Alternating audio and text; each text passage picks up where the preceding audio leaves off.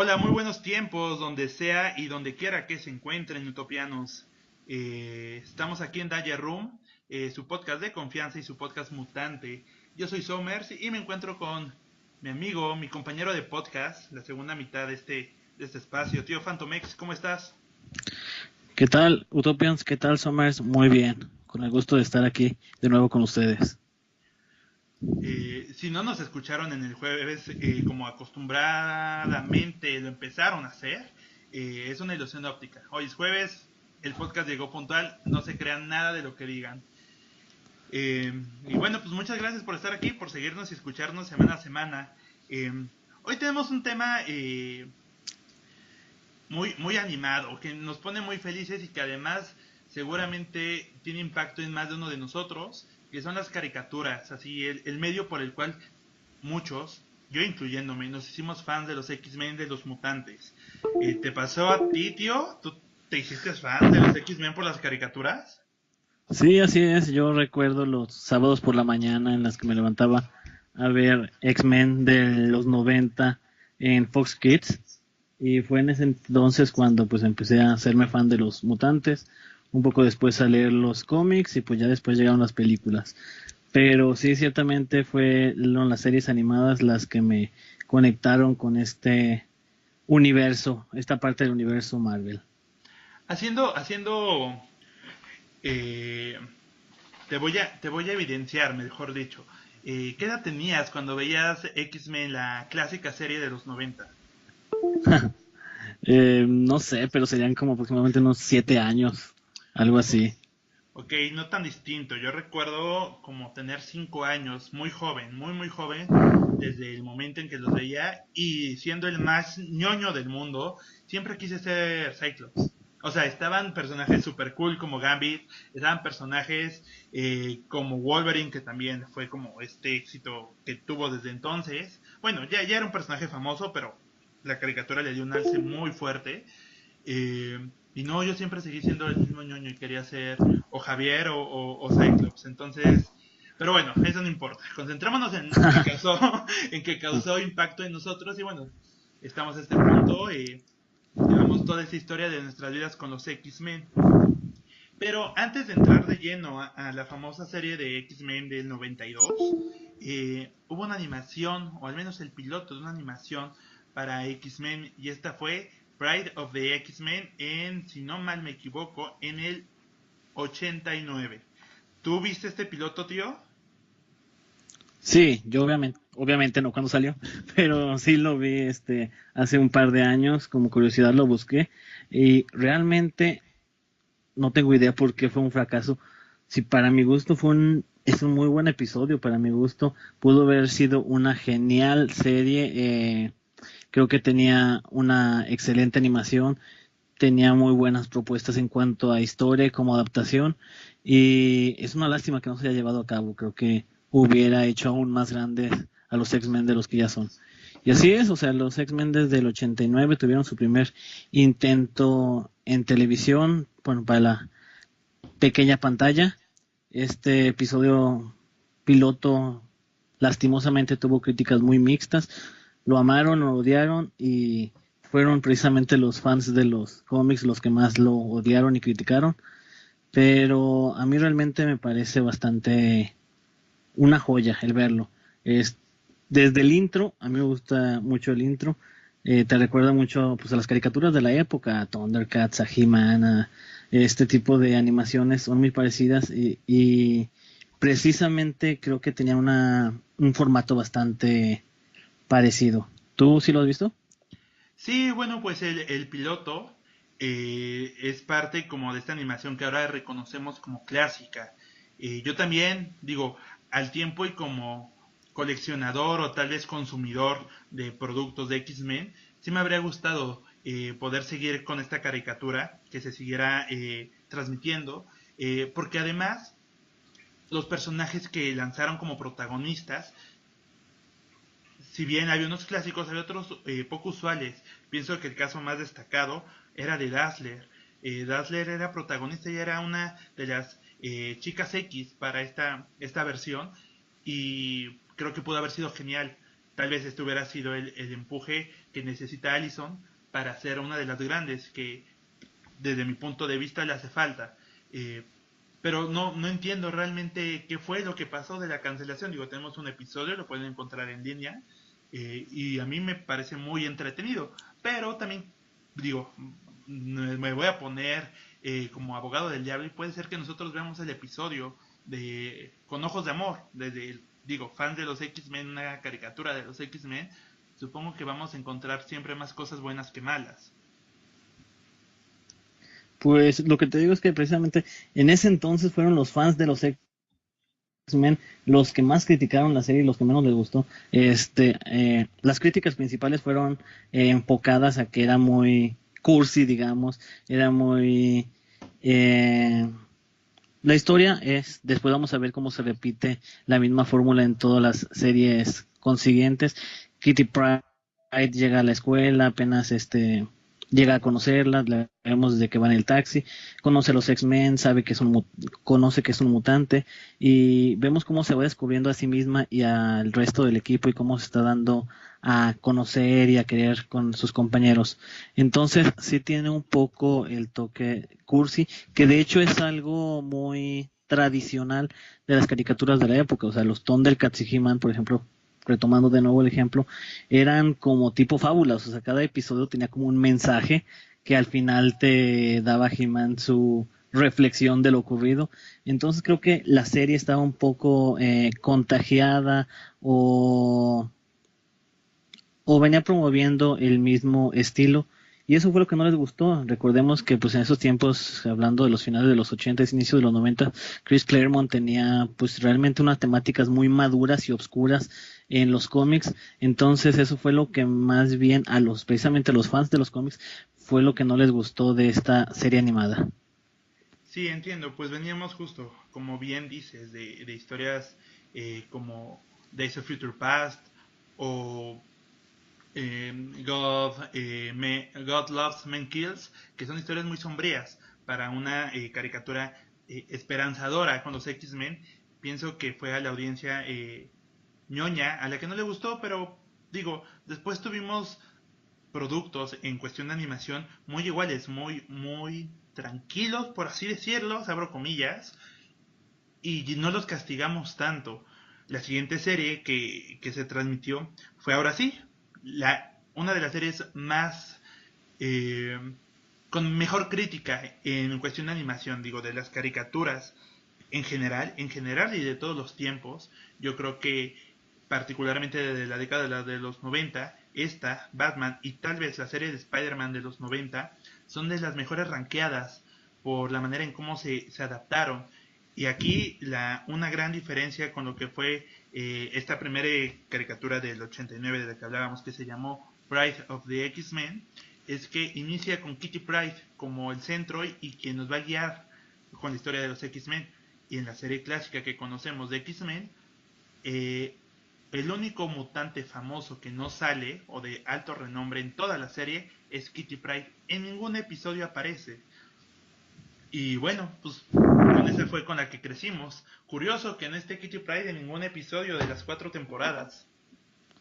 Sí, bueno, dando un poco antes de dejar Pride of the X-Men, sí, el cast me parece bastante interesante. Como tú dices, hemos tenido una constante basada entre los X-Men de la primera y la segunda generación en las series animadas. En el caso de Pride of the X-Men era Cyclops, Colossus, Dazzler, Nightcrawler, Storm y Wolverine quienes lideraban, bueno, formaban el cast de los X-Men, con Kitty Pryde adhiriéndose. Y un punto que también quería tocar antes de pasarnos, ya que creo que conforme pasan las distintas series, ha habido algunos cambios en algunos personajes. Realmente me parecen muy fieles las personalidades que mostraron en este episodio los personajes. El Wolverine fanfarrón y gruñón quejándose de Kitty, la Storm maternal, el Colossus un poco tonto realmente, Kurt amigable y gracioso, un Magneto pues sí deseando lograr sus objetivos y digamos un poco más malvado. Entonces, incluso vemos por ahí a Lockheed también. Qué curioso, en ninguna serie hemos visto a Lockheed, en las series futuras de los X-Men nunca apareció.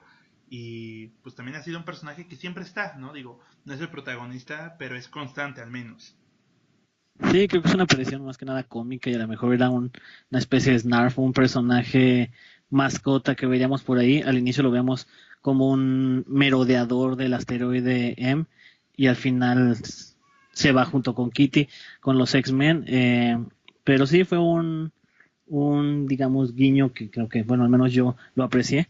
Por último, también como curiosidad de este capítulo piloto, hay que mencionar que también este piloto en sí, digamos, no fue pedido nunca. De hecho, había en ese entonces una serie animada de Robocop que consta de 12 episodios. Se suponía que iban a ser 13 y recortaron uno de los episodios de Robocop. De ahí tomaron el financiamiento para hacer esta Marvel Productions, realizar este episodio piloto. Pero pues sí, creo que a estas alturas ya lo podemos considerar simplemente un objeto de colección. Pues digo, ya es una joya, como hablábamos en el podcast pasado, bueno, cuando hablábamos acerca de la película de X-Men, tenemos estas joyas ochenteras o de otros tiempos más bien, no necesariamente ochenteras, como la película de Generación X, que se vuelven parte de un bagaje cultural y que almacenamos como coleccionistas de X-Men. Digo, si no la han visto, Utopianos, véanla y cuéntenos qué les parece. Y además también digo, cuéntenos si ustedes también iniciaron con X-Men 92 o bueno, ahora ya la conocemos así, pero con la clásica de X-Men. Y ahora sí, cuéntame más acerca de cómo fue tu experiencia con esta caricatura, la grande, la famosa, tío. Sí, pues precisamente en el 92, en octubre del 92 fue cuando sale esta, la que aún en la actualidad es la serie animada Marvel más larga que ha tenido, o sea, más que cualquier otra, más que Spider-Man, más que cualquier otra. Esta serie es la, con sus 76 episodios y sus 5 temporadas, ha sido la más extensa que ha producido Marvel. Salió en el 92, yo obviamente la vi un poco después, un par de años después que la pasaron en México. Y pues para mí fue desde la primera vez que lo vi, no sé si la animación, si el mensaje de exclusión de los seres superpoderosos o demás, lo que me llamó la atención, pero sí recuerdo que desde la primera vez que la vi me hice bastante fan de esta serie, en una época en la que realmente teníamos muy buena calidad en series animadas.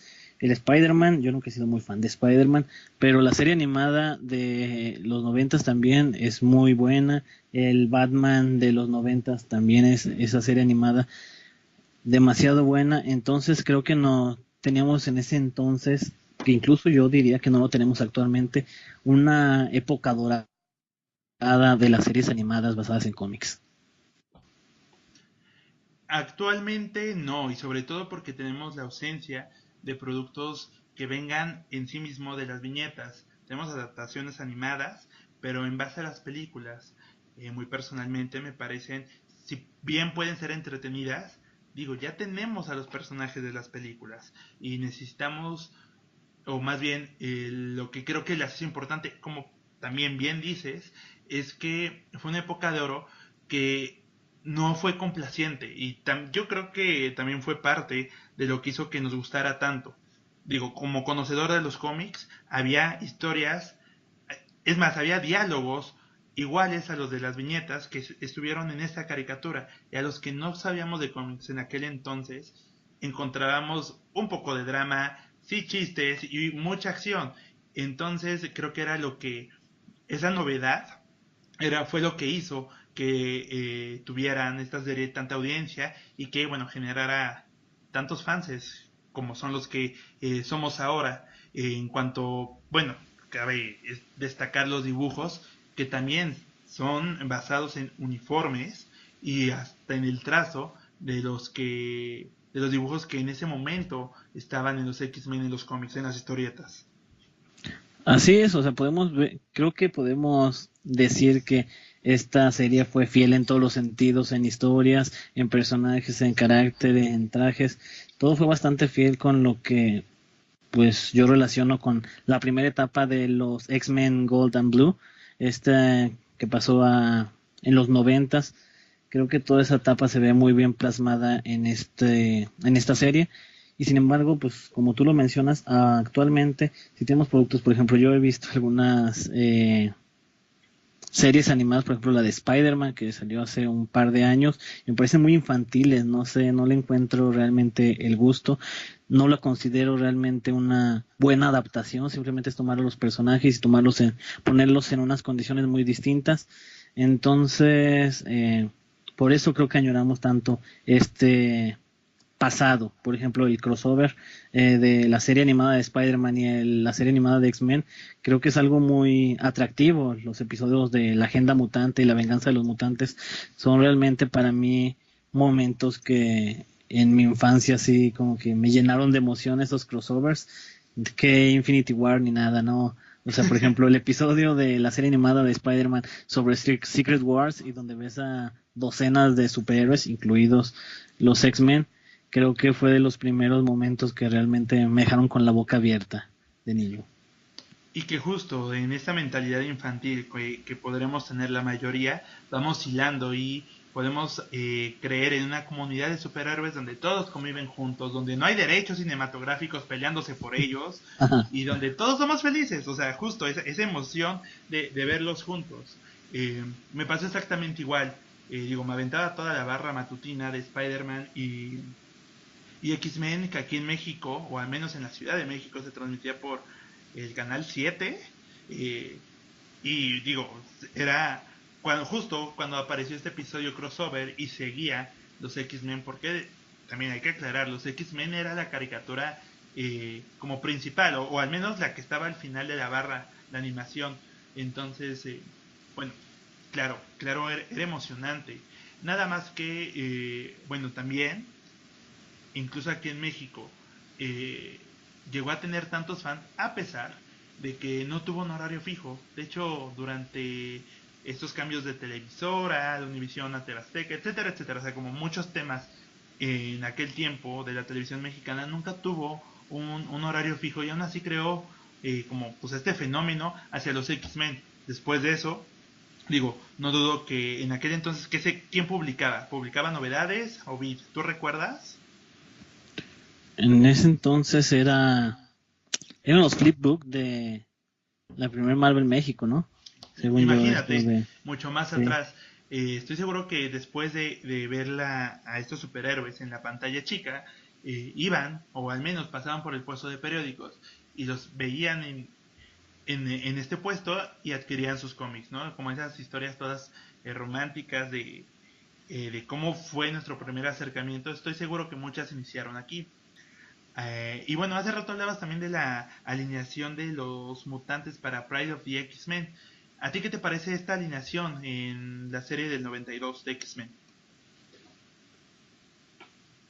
Bueno, a mí en lo personal, o sea, me gusta muchísimo esta alineación, creo que estuvo bastante balanceada, tuvimos personajes nuevos, bueno, nuevos de los 90, X-Men originales, e incluso personajes que no eran del cast oficial, de repente aparecían y durante la historia te das cuenta que habían sido X-Men antes, como por ejemplo Ángel, pero sí, el cast principal es obviamente el profesor Xavier, Wolverine, Cyclops, Jean Grey, Rogue, Titania, Gambit, Tormenta, Bestia, y como lo mencioné hace un rato, la fórmula que se va a mantener en cada una de las series, Júbilo, que es quien se une en el primer episodio y quien es, digamos, nuestro lazarillo que nos adentra qué son los X-Men, qué son los mutantes, cómo el shock de repente verte como un superhéroe. Y de hecho, bueno, sigue esta fórmula, al igual que Pride of the X-Men, de entrar con un adolescente que seguramente es la fórmula de los creadores de estas series, para empatizar con los niños y adolescentes, ¿no? Vemos a una Jubilee o Júbilo super niña, o sea, con actitudes realmente infantiles y que además a lo largo de la serie va madurando. Pero fuera de eso, bueno, era tratar de empatizar con los que fueran a ver la caricatura, siendo niños principalmente. Y bueno, también tenemos estas dos adquisiciones que me parece importante mencionar, que son Gambit y Jubilee, que eran personajes relativamente nuevos en los cómics y que apostaron por ellos y que ahora son importantes. Digo, Gambit es un gran X-Men. Personalmente no es de mis favoritos, pero reconozco toda la importancia, los seguidores que tiene, las historias que están detrás de él. Incluso le iban a hacer una película, o digo, por mucho tiempo se planeó una película de él, y creo que toda esta fama que actualmente tiene es a partir de que lo incluyeron en esta serie, en la clásica X-Men. Sí, así es. Creo que podemos llamar personajes sobresalientes derivados de aquí a Gambit y Jubilee. Fueron dos personajes que, como tú bien dices, eran personajes relativamente nuevos en los cómics y no muy conocidos fuera del medio. Y sin embargo aquí tuvieron un boom impresionante, un gran número de seguidores. Yo en un foro hace un poco leía que son personajes que realmente, pues depende de los gustos, pero para muchos no han a lo mejor tenido la exposición o no han brillado tanto en los cómics, y aún así creo que aún actualmente se siguen manteniendo de los fans que tuvieron en este boom derivado de esta serie, que realmente los enalteció bastante. Y a mí, pues son personajes tampoco no de mi top, pero sí son personajes que me parecen bastante atractivos por cómo los construyeron y cómo pues le dieron, creo que el punto exacto, tanto televisivamente como para los cómics, manteniendo sus personalidades. Y tío Phantom X, ¿cuál es tu personaje favorito de esta caricatura? Es un poco difícil, pero yo diría que puede ser que Rogue. No sé, fíjate que por ejemplo Bestia también, esta caricatura me gustaba mucho, que lo mostraban mucho más filosófico, mucho más intelectual, menos enfocado en pelear. Casi toda la primera temporada se la pasa de hecho encerrado en prisión solo para demostrar su punto. Eh, y pues Wolverine, obviamente, como siempre Wolverine, tiene muchos puntos a su favor. Gracias a él conocemos, por ejemplo, Alpha Flight o muchos puntos importantes de su pasado. Muchos personajes los vemos gracias a que tienen algo que ver con una relación previa con él, entonces pues también es bastante de mi agrado. Pero yo diría que sí es difícil, pero puede ser que Rogue. En tu caso, ¿cuál es? Rogue también me gusta mucho y de hecho, hablemos de las cosas como son, no es Rogue, es Titania. Y de hecho, no son los X-Men, Ah, son los hombres X. Todos, muchos tiempos lo mantuvimos así. Es más, aquí en este programa, entre toda la comunidad utopiana, habemos muchos que en ocasiones nos referimos así, como hombres X. Pienso que es un gesto de nostalgia y de cariño y que, bueno, digo, lo seguimos haciendo y es como parte de la misma comunidad mexicana, nacional, de cómo los conocimos. Entonces, regresando al punto, Titania es mi favorita. Titania, Cyclops, por supuesto, insisto, no entiendo como por qué, porque al tiempo la veo y esa versión de Cyclops es de la que actualmente menos me gusta, pero en su momento, digo, me encantaba mucho su rol de líder, Rogue y Jean. La verdad es que desde esa caricatura, la saga de Dark Phoenix y esta, estos problemas que tenía con su poder, también como pues, me parece que es una versión más temerosa de sí misma, una parte más moral también del equipo, me gustaba, no sé por qué, digo, hasta pudiera ser como entrando ya en la psicología, digo, si me gustaba mucho Cyclops y que Jim siempre estuviera como muy cercano, fuera su interés amoroso, eh, la, la quería el personaje desde entonces, pero creo que eh, todos son bien logrados y aún así Rock sobresale mucho. Digo, el doblaje que tuvimos también aquí en América Latina es maravilloso. Tiene todo ese toqueteo sexy, impulsivo, agresivo, pero al mismo tiempo es tierna y encantadora. Es un personaje muy completo que no habría imaginado de otra forma una Rogue hasta ese entonces, ¿no? Sí, creo que, bueno, al menos para mí, esa es la Rogue que me encanta ver. Esa Rogue pícara, sureña, atrevida, que digamos yo lo veo como un contrarreflejo de su limitación de no poder tocar a las personas.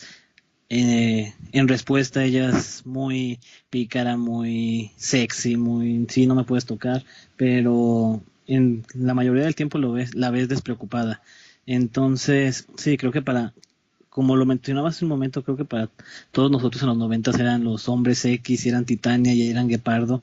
Creo que las películas fueron las que llegaron ya a cambiarnos todo eso, ya adaptarnos al X-Men y al Wolverine y al Rogue y demás cosas. Pero sí, o sea, en los 90 creo que para todos teníamos bastante claro quién era Titania o quiénes eran los hombres X.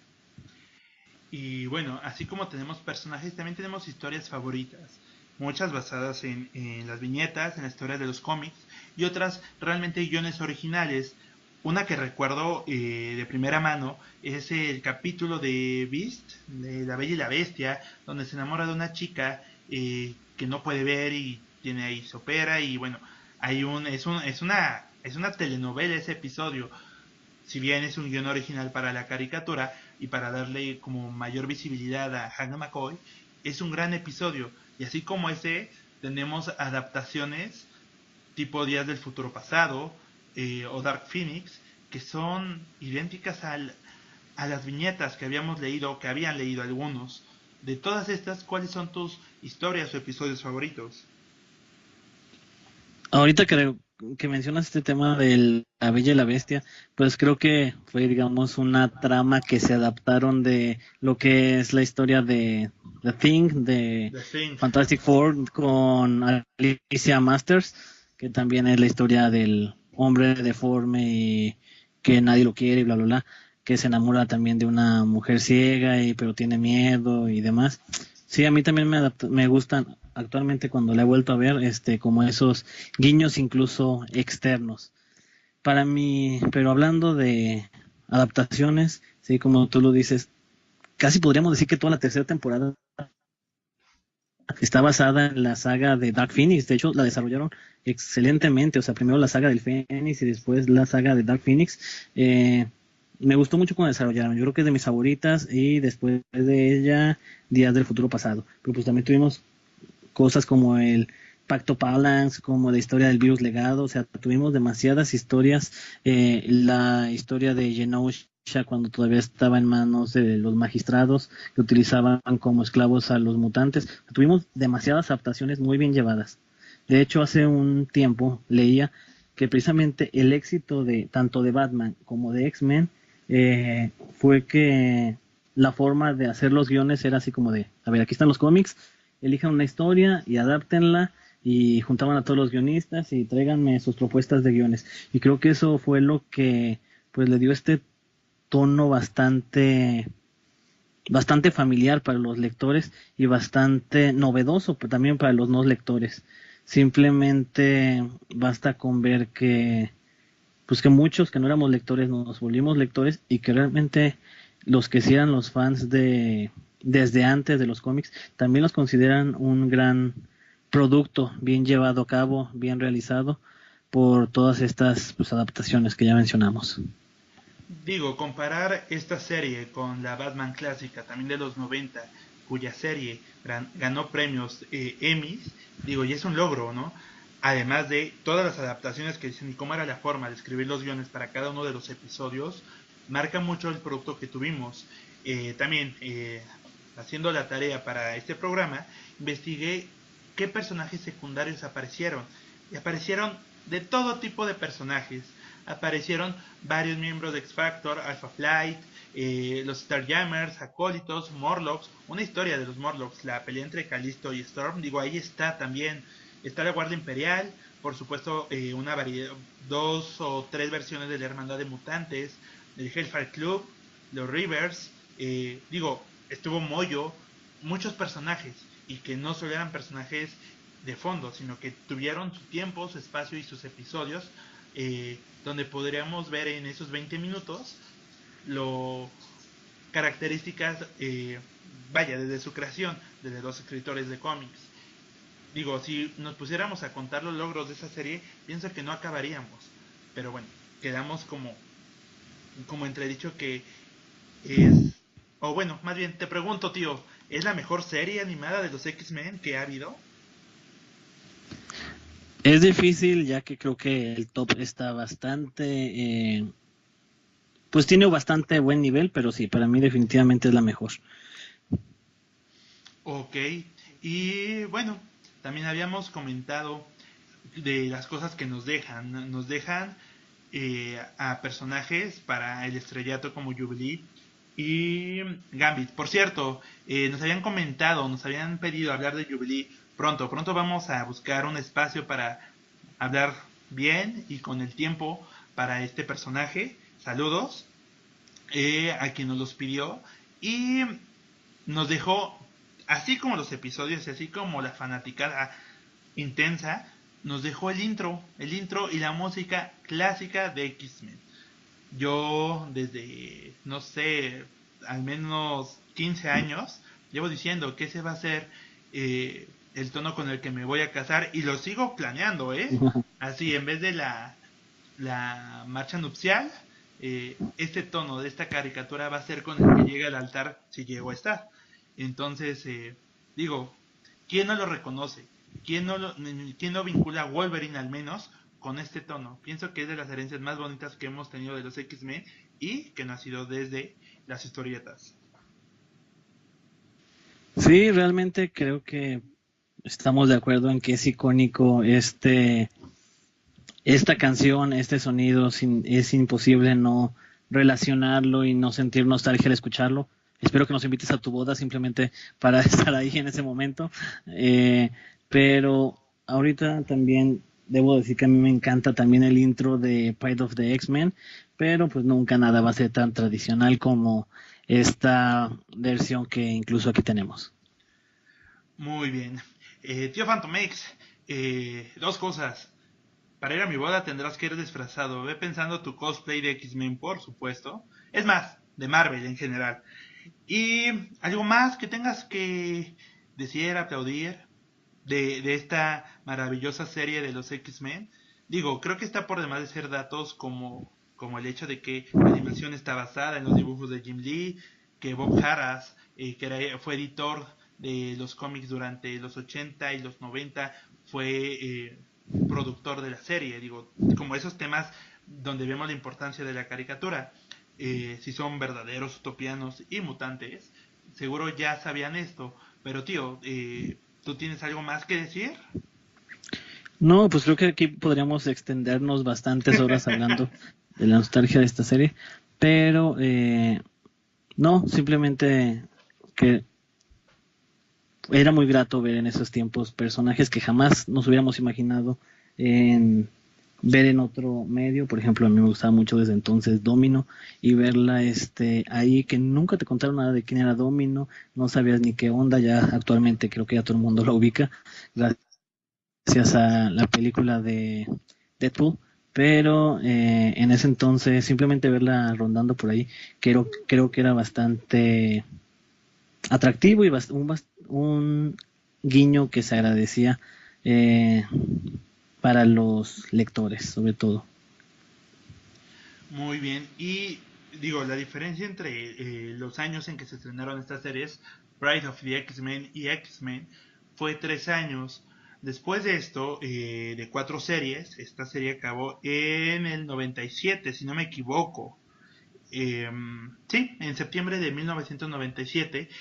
Brincamos hasta el año 2000, y donde tenemos una nueva versión muy innovadora y, decirlo simple, distinta a los X-Men que conocíamos desde los cómics y desde las películas. Es X-Men Evolution o Evolución, como sea, que llegó en el año 2000, pero de ella hablaremos regresando de la pausa. Perfecto, volvemos.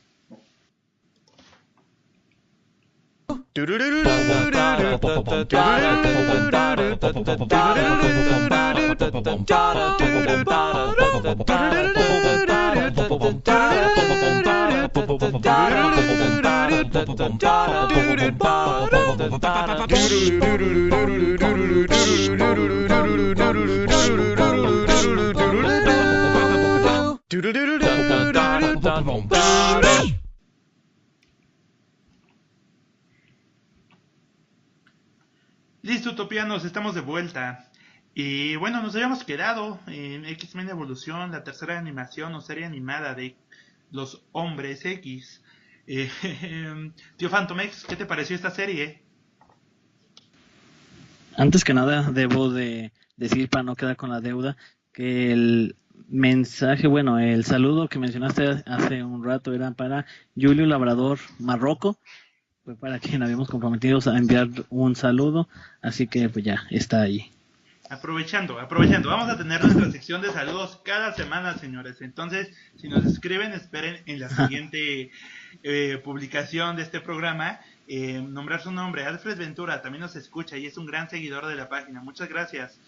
Sí, bueno, creo que en general a todos los seguidores de la página, muchas gracias. Pues sí, ahora hablemos de X-Men Evolution. ¿Decías algo? No, vas. Ok, muy bien. Porque también tengo una historia que me gustaría compartir con ustedes, pero tú primero, ¿qué te pareció?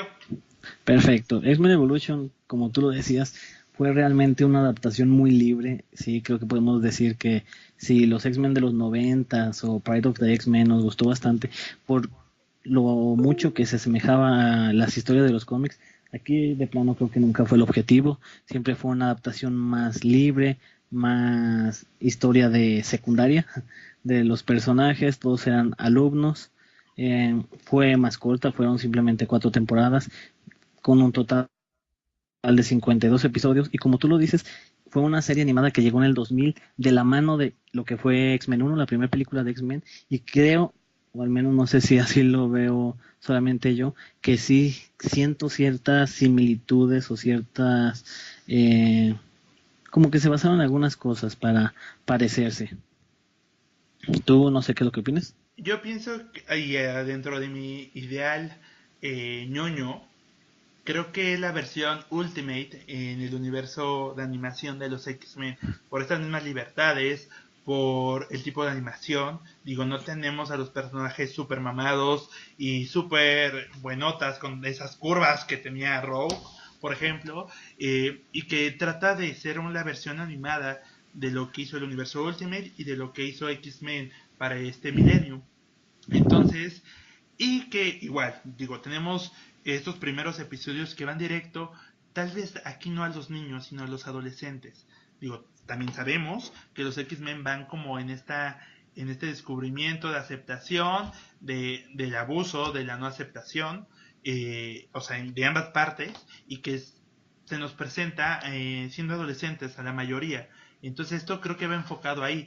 Y si bien, aunque los primeros 3 episodios que conforman la primera temporada parece que son los X-Men conociendo a Archie por el tipo de historias muy light, después va generando complejidad y va teniendo tramas muy interesantes que no solo quedan en un episodio, sino que van a lo largo de la temporada, o subtramas que ocupan 2 episodios y que forman historias muy emocionantes también, totalmente libres, pero eso no implica que sean malas. Bueno, para mí esa segunda y tercera temporada me parecen que son las mejores que tuvo esta serie.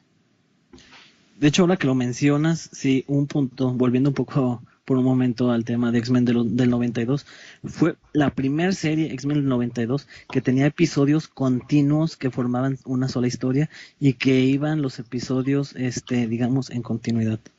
Entonces, eso también es algo bastante pues atractivo, y que como tú lo dices, aquí también se siguió dando. Ya eran episodios que eran parte de una historia más grande, y sí, tal vez lo podemos ver como un universo Ultimate. Para mí la verdad era mucho más light.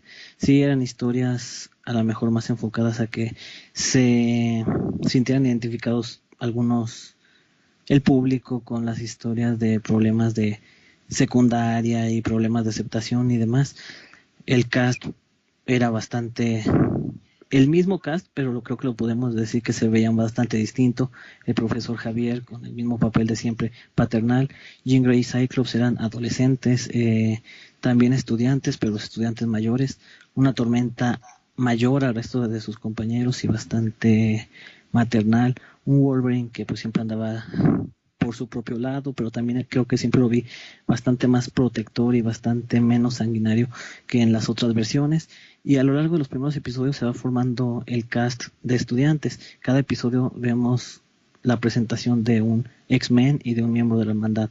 El primer episodio, Nightcrawler, conocemos a Nightcrawler y a Sapo. En el segundo, a Shadowcat y a Avalancha. En el tercero, a Rogue, y también aparecen pues Blood y Destiny. Y en el quinto, Spike, un personaje inventado para esta serie, sobrino de Storm, y bastante basado en Marrow. Y que de hecho este Spike, Daniel, sí, bueno, ese Spike, Evan Daniels. Evan Daniels, por ahí va. Es creo que el personaje que menos me gusta, y de nuevo, el personaje que más me gusta es Rogue, que es una Rogue abismalmente distinta a la Titania de años anteriores, desde la forma de cabello abultado, que tenía que ver por supuesto con la moda de entonces, hasta la moda darks que entró con los años 2000.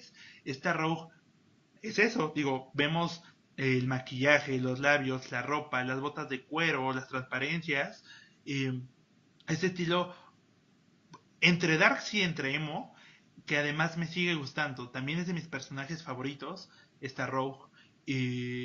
Pero aquí no tiene los superpoderes de Miss Marvel. Y la vemos mucho más acomplejada. Digo, de por sí sabemos Rogue, los traumas con los que vive. Pero el gran logro, y que creo que lo representa muy bien este personaje, es que, de nuevo, intenta aterrizar las historias a algo mucho más cotidiano. Por eso la secundaria, por eso las aventuras de escuela entre infantiles y adolescentes. No tenemos aventuras espaciales, no tenemos aventuras de otras dimensiones o viajes en el tiempo. Todo se va en las relaciones intrapersonales, con sus compañeros de escuela. Vemos a villanos no tan villanos como lo son la hermandad que acabas de mencionar, a un Avalanche medio bueno, medio enamorado de Kitty, que bueno, va en eso. Y yo creo que fue un experimento que, si bien la verdad yo diría que no funcionó de la mejor manera la primera temporada, arriesgaron con una segunda y fue donde encontraron su nicho en unas historias adolescentes. Y bueno, la historia que les iba a contar era sobre... Esta fue en verdad mi serie de los X-Men. Siendo niño, les cuento rápido, pues veía todo tipo de contenidos de superhéroes. Les decía, veía Batman, Spider-Man, X-Men, me gustaban más los X-Men por supuesto, pero mi primer experiencia con la enajenación y el vicio hacia los mutantes fue X-Men Evolución. Regresaba de la escuela corriendo para verlos, y fue cuando dije, pues de aquí soy. Digo, tengo un antecedente, ya me gustaban los personajes desde la otra caricatura, y aquí fue donde, como muchas historias de los X-Men y como se planeó desde su origen, me sentí identificado con ellos. Yo tenía 12, 13 años cuando la veía, justo una etapa adolescente, y vaya, poniéndome muy intenso, un refugio para mí esta caricatura. Entonces le tengo un cariño y un estimo particular. Digo, puede o no gustarnos, podemos decir que fue totalmente distinta a las historias de los cómics, pero yo creo que el experimento que hicieron y el esfuerzo que hicieron fue tratar de darnos historias mucho más aterrizadas a la realidad, de nuevo entre comillas, hacia los televidentes. Sí, y de hecho, como tú lo mencionas, creo que fue un prueba y error la primera temporada. Hubo elementos que sirvieron, como tú lo dices. No es tanto de buenos y malos. Bueno, tal vez sí ahí teníamos en ese margen a Magneto y a Mystique, aunque ya incluso hay un momento en el que llegan a aliarse todos. Pero sí, la mayoría de los personajes de la hermandad adolescentes tenían también su lado bueno, como tú lo mencionas.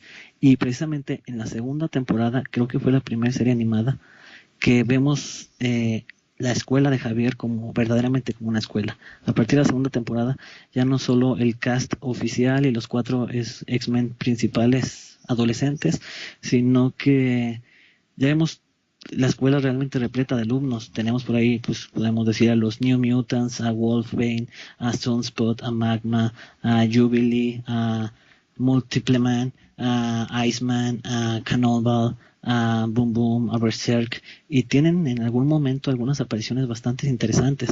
También Beast se une en esta segunda temporada como un profesor.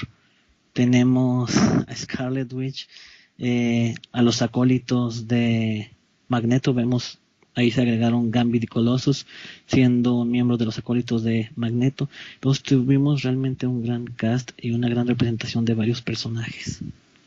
¿Y a ti cuál fue tu personaje favorito?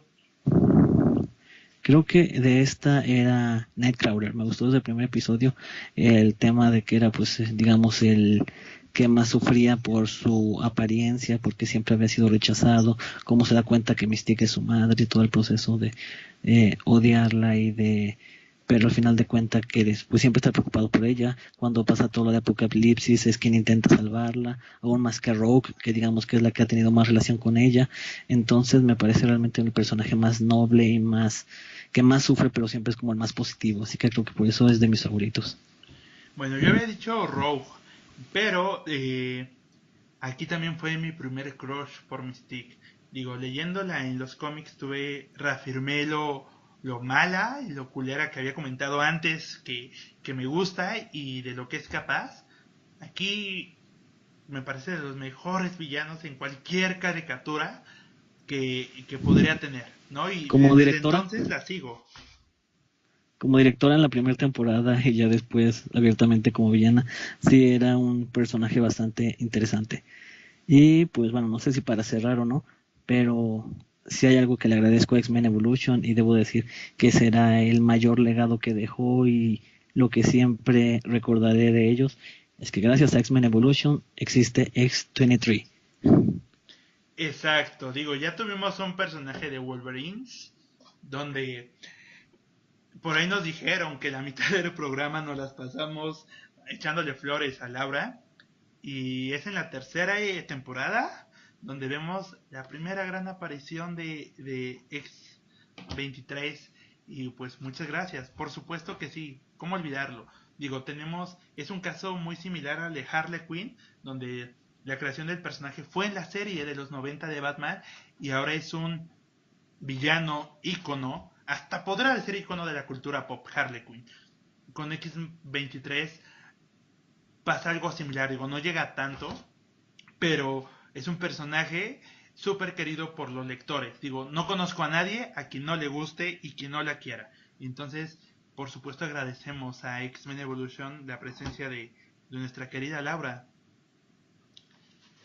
Así es, ellos fueron fue exactamente ese uno de los dos casos en los que un personaje de serie animada pasó a los cómics y pues realmente pasó por la puerta grande a ser uno de los personajes, uno de los X-Men más importantes actualmente. O sea, creo que pues podemos decir son un poco los X-Men que pueden sostener en su espalda una serie regular por sí solos, y Laura es uno de ellos y de aquí la obtuvimos.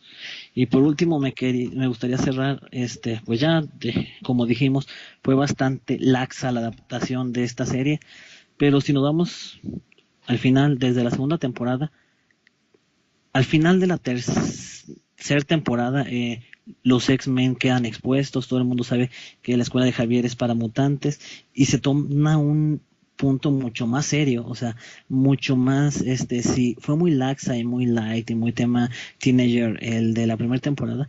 A partir de la tercera temporada vemos un tema mucho más fuerte de la discriminación y del odio hacia los X-Men, que nos recuerdan más a los cómics, y todo de camino hacia la historia de la última temporada, que es la de Apocalipsis.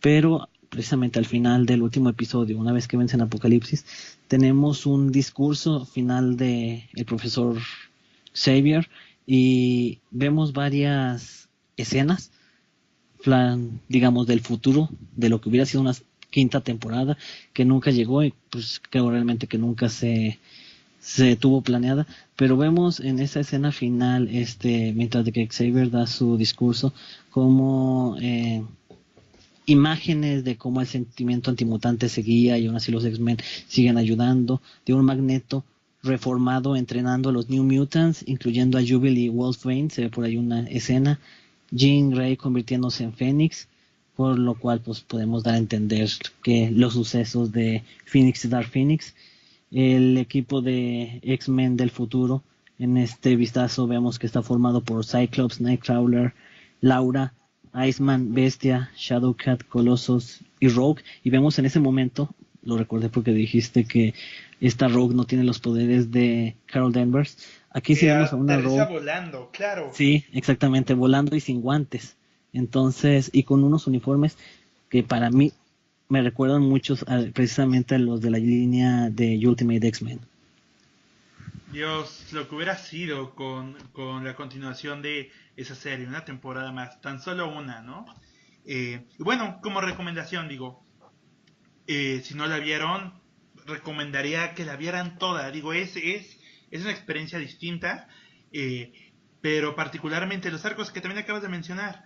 eh, Cuando los mutantes se dan a conocer este pleito, un triple pleito entre los X-Men, la hermandad de Mystique y los acólitos de Magneto, es un gran momento dentro de la serie, que es el final de la segunda temporada, inicio de la tercera, y desde la segunda hasta la tercera vamos viendo episodios que nos dan dando pistas sobre Apocalipsis, que es con el que termina toda la serie.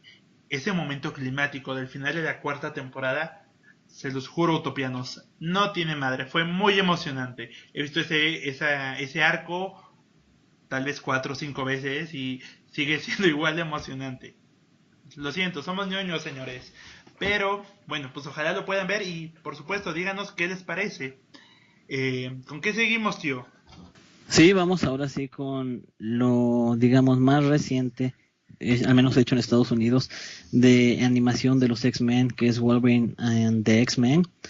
La historia, pues precisamente es, es el mismo equipo creativo que lleva a cabo Wolverine and the X-Men, que fue el equipo creativo de X-Men Evolution. Craig Kyle, Chris Just, Steve y Gordon, perdón, y nos muestran creo que un punto bastante distinto al de las demás series.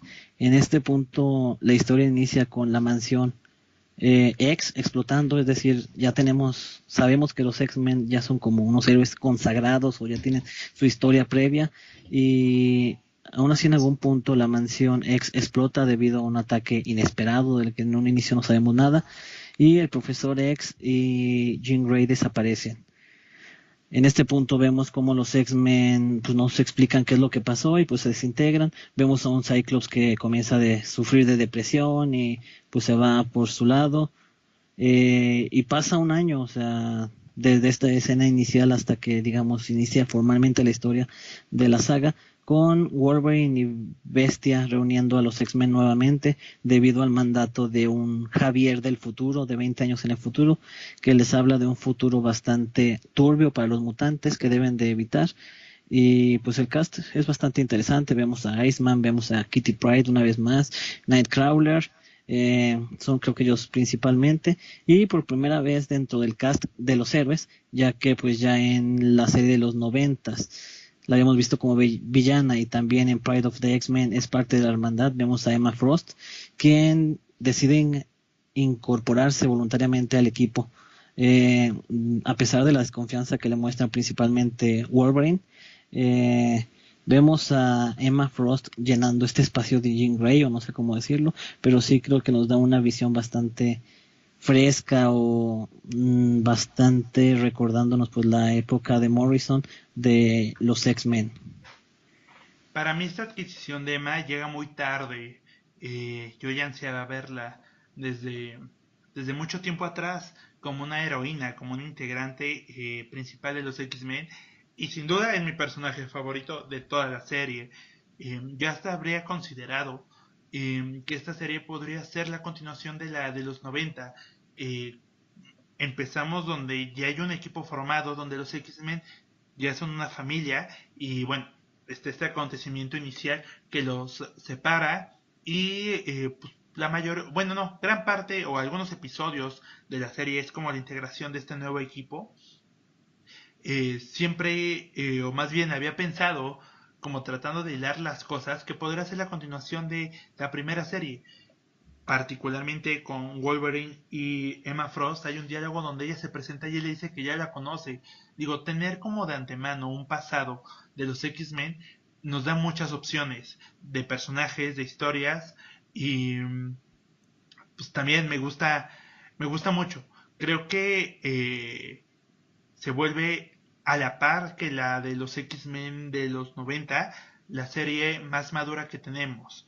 Otro gran logro, al igual que es Emma Frost en la animación, con una voz, con una personalidad idéntica a la que podríamos leer. Tenemos a un Iceman, un Moby Drake dentro de la alineación inicial, que es algo que no habíamos tenido antes. Y siendo un personaje tan importante, digo, uno de los 5 originales, creo que es importante destacar también. Sí, así es. Esta serie nos dio una visión, sí, para mí también mucho más madura de lo que ya era el odio de las personas hacia los mutantes, de lo que era lo que sufrían los X-Men. Y sí, como tú lo dices, tenemos unos X-Men. Bobby creo que sí lo siento bastante niño, bastante menor al resto más o menos de la edad de Kitty, pero aún así es muy atractivo verlo ahí formando parte del cast oficial y como en algún momento también, a pesar del pues lo corto que fue esta serie, vemos una evolución bastante grande tanto del momento en el que mm, se da el accidente de Phoenix hasta cómo se va como recuperando la escuela y recuperando todo lo que es el sueño de Javier poco a poco de las manos de pues, Wolverine, después regresa Cyclops, Storm y demás, y vemos de forma muy interesante cómo se reintegran cada uno de los X-Men, qué hace durante ese año todos los personajes, y también es mucho menor el caso, ya que pues fueron menos las oportunidades, pero tenemos pues vistazos de personajes bastante interesantes, podemos en un episodio a X-23, al Capitán América, Nick Fury, a Psylocke también en una reunión con Emma Frost. Entonces tenemos bastantes personajes extras. Tenemos un Magneto que vive en Genosha junto con sus 3 hijos, Polaris, Scarlet Witch, Quicksilver. Entonces está muy dentro de lo que era en ese tiempo la continuidad de los cómics. Creo que eso nos da un vistazo bastante interesante. Ver a Magneto como es el líder de su propia isla y cómo eso cambia bastante, creo yo, la dinámica del personaje dentro de la serie. Y bueno, la pregunta obligada, como en las series anteriores, ¿quién es tu personaje favorito? Yo ya dije que es Emma Frost, sin duda. ¿Y el tuyo, tío? El mío creo que en este caso es Wolverine, ese punto que le dieron de estar buscando X-Men y de estar entre en el futuro y en el pasado, me gustó bastante. Y en segundo sí sería Emma Frost en mi caso. Eh, También el personaje de Polaris, a pesar de que es muy menor, me gusta bastante cómo lo trataron ahí en la serie. Y eso que lo ponen algo así como en algún momento como la niña mimada de Magneto, pero me gusta cómo evoluciona a lo largo pues, de los tristemente pocos 26 episodios que forman esta serie. Ok, sí, de hecho, Wanda, por ejemplo, tiene un papel muy importante cuando ella pues, no ha sido nunca un X-Men. Sabemos que es mutante y no me importa lo que diga la editorial Marvel y no me importa lo que haya pasado durante Axis. Ella y Pietro siguen siendo mutantes. Pero hay varios roles y de nuevo tenemos, aunque de forma más como un cameo, la aparición de otros personajes como lo son los diferentes acólitos de Magneto en Genosha, por ahí vemos una Pixie adolescente, vemos a Sammy y esos detalles son los que nos hacen felices cuando vemos una serie de los X-Men. Eh, Lamentablemente solo tuvo una temporada. Me parece que también al tiempo en que se transmitió esta caricatura, eh, comenzaron los problemas, o si bien no los problemas, las decisiones de Marvel para poder lanzar contenido de los X-Men en función de los derechos cinematográficos que tenía. hay un tema de eso, nadie lo desconoce, eh, pero creo que una razón muy importante por la cual se canceló esta serie fue porque los derechos de los X-Men no pertenecían a ese entonces a lo que era Disney o Marvel Studios, lo que es ahora. Entonces, pues lamentable decisión cuando tuvimos un producto de alta calidad. Exactamente, creo que pues eso sí no es para nadie, no hay ninguna duda ni para nadie un secreto que esta serie estaba pensada para hacer una segunda temporada. Ese final con Ese final, Javier diciendo que todo no había hecho nada más, no habían cambiado el futuro. Bueno, sí lo habían cambiado, pero no para bien, y que todo estaba apenas comenzando y vemos a ese Apocalipsis junto con su Cyclops en la versión de la era de Apocalipsis y todos alabando al ancestral mutante. Creo que ya nos da un punto bastante interesante para la segunda temporada. Yo me quedé extasiado cuando vi ese final y pues sí nos quedamos esperándola debido a los conflictos que tú mencionas de Disney y de ya en ese momento Disney ya había comprado a Marvel y los problemas con los X-Men se volvieron mucho más fuertes y eso fueron los que llevaron a que se cancelara la producción de la segunda temporada. ok, y una pregunta así, importante. Si pudiera regresar una serie de animación, pero solo tuviera de opciones X-Men Evolución y Wolverine and the X-Men, ¿cuál regresarías? ¿En cuál apostarías por una segunda temporada? O bueno, una temporada adicional. Creo que sí, mi añoranza y como que ese feeling de el pasado y demás me haría decir que X-Men de los noventas, pero sin duda creo que sí el que tiene más material para ser explotado y que sí merece la continuación, digamos, porque la otra ya tuvo como que su siglo y su cierre, es Wolverine and the X-Men. Ok, ok. Sí, yo también estoy de acuerdo. Digo, ese final con la era de Apocalipsis. Lo siento, chicos, tuvieron ya al menos 8 años para ver la serie. Esto no es un spoiler. Pero recordemos ese final tan grandioso. Y bueno, pues me encantaría ver lo que sería una segunda temporada de esta serie de Wolverine and the X-Men. Al inicio me enojaba un poco que fuera Wolverine and the X-Men. Pero una vez viendo los episodios no importaba el título, sino la calidad y el contenido que había en ellos. Eh, y pues es muy triste, pero no tuvimos una segunda temporada de esta.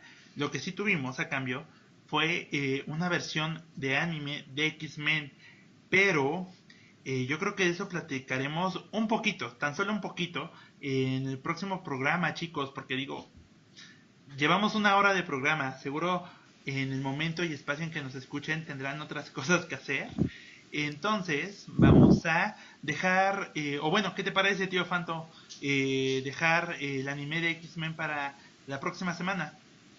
Sí, realmente es una miniserie, bueno, primero es la miniserie de Wolverine y después la miniserie de los X-Men en el Marvel Anime, esta barra que crearon en el 2011, pero sí ya nos pasamos bastante de lo que es nuestro límite de tiempo, así que podemos continuar en la próxima semana para hablar de esta historia. Realmente, digamos, simplemente ambas miniseries son solamente una historia global dentro de los 12 números que forman cada una, pero sí estaría bien poder hablar un poco más libremente. Muy bien, utopianos. Pues muchas gracias por permanecer, perdón, por escucharnos y por favor déjenos sus comentarios. ¿Qué serie les gustó más? ¿Qué personaje les gustó más? ¿Y de qué temporada? ¿A ustedes qué caricatura les gustaría que regresara si estuviera en sus manos? Los leemos en todos los medios, YouTube, en nuestra querida página de Facebook Utopía, nuestra casa, y en iVoox, lo leemos en todos lados. Entonces cuéntenos y de nuevo, denos propuestas de qué quieren escuchar que platiquemos. Esto sería todo por esta semana y pues muchas gracias, Utopianos. Tío Fantomex, muchas gracias. Un placer como todas las semanas y mucha paz y mucho amor para todos los que nos escuchan. Saludos. Buena semana y buenos tiempos mutantes. Hasta la próxima.